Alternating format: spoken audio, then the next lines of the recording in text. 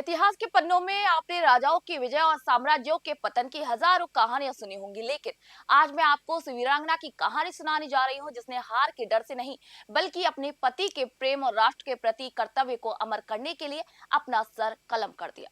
ये कहानी है मेवाड़ की उस राजपूत रानी की जिसकी वीरता की गूंज आज भी राजस्थान की हवाओं में सुनाई देती है। नाम था हाड़ी रानी। बात उस समय की जब दिल्ली के तख्त पर मुगल बादशाह औरंगजेब बैठा था, जिसकी कट्टरता और साम्राज्य विस्तार की भूख ने पूरे भारत में अशांति फैला रखी थी। उस समय मेवाड़ पर महाराणा राज सिंह प्रथम का शासन था।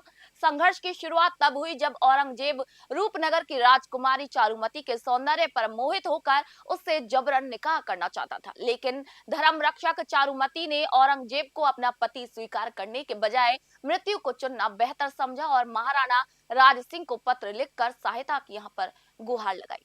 महाराणा ने क्षत्रिय धर्म निभाते हुए चारुमती की रक्षा का वचन दिया और औरंगजेब से टकराने का निश्चय किया। इसी युद्ध की घड़ी में उदय हुआ सलुम्बर के रावत रतन सिंह चुंडावत का, जिनका विवाह हुए अभी महज 7 दिन हुए थे। हाथों की मेहंदी अभी सूखी नहीं थी और पैरों का आलता अभी ताजा था। हाड़ी रानी, जो बूंदी के हाड़ा शासक संग्राम सिंह की पुत्री और सेहल कंवर के नाम से जानी जाती थी, अपने महल में अपने नवविवाहित पति के साथ जीवन के सुनहरे सपने देख रही थी। तभी अचानक महाराणा का दूत शार्दुल सिंह एक आपातकालीन पत्र लेकर पहुंचा। पत्र में आदेश था कि औरंगजेब की विशाल सेना रूपनगर की ओर बढ़ रही है और उसे बीच रास्ते में ही रोकना होगा ताकि महाराणा सकुशल चारुमती से विवाह कर सके। रावत रतन सिंह एक वीर सेनापति थे, लेकिन अपनी नवविवाहित पत्नी के प्रति गहरा मोह उन्हें युद्ध में जाने से रोक रहा था। उनके मन में अंतर्द्वंद था, एक तरफ मातृभूमि का कर्ज और दूसरी तरफ पत्नी का प्रेम। जब हाड़ी रानी को इस संकट का पता चला तो उन्होंने एक पल भी देरी नहीं की। उन्होंने खुद अपने हाथों से अपने पति का तिलक किया, आरती उतारी और उन्हें युद्ध के लिए तैयार किया। उन्होंने कहा, स्वामी, राजपूत स्त्रियां इसी दिन के लिए अपने पुत्रों को जन्म देती हैं कि वे धर्म की रक्षा में काम आ सके। आप निडर होकर जाइए, मैं विजय माला लिए आपका यहाँ पर इंतजार करूंगी।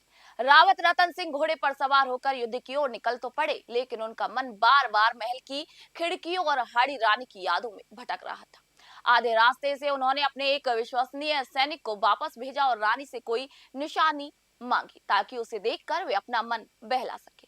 रानी ने पहली बार निशानी भेजी, फिर दूसरी बार संदेश भेजा, लेकिन जब तीसरी बार फिर सैनिक निशानी मांगने आया तो हाड़ी रानी समझ गई कि उनके सौंदर्य का मोह उनके पति को युद्ध में कमजोर कर रहा है।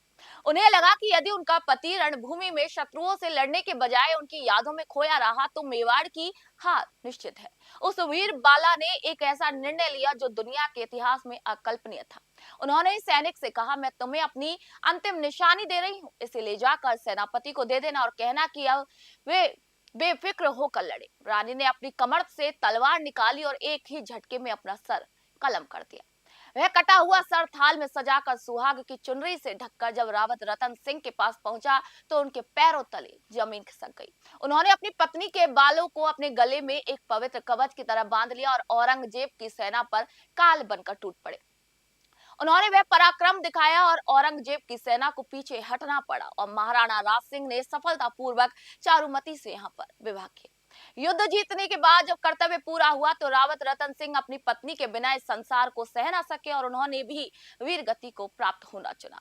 हाड़ी रानी का ये बलिदान महज एक किस्सा नहीं है, ये राजस्थान की एक जीवंत आत्मा है। आज भी टोडा रायसिंह में स्थित हाड़ी रानी की बावड़ी उनकी वीरता की गवाह है।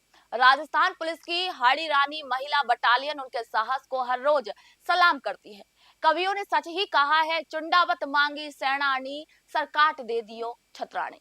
ये कहानी हमें ये सिखाती है कि प्रेम जब कर्तव्य के आड़े आए तो बलिदान ही उसे अमर बनाता है। अगर आपको ये गौरवशाली इतिहास पसंद आया तो इसे हर उस व्यक्ति तक पहुंचाए जो भारत की वीर माताओं और रानियों के शौर्य से अनजान है।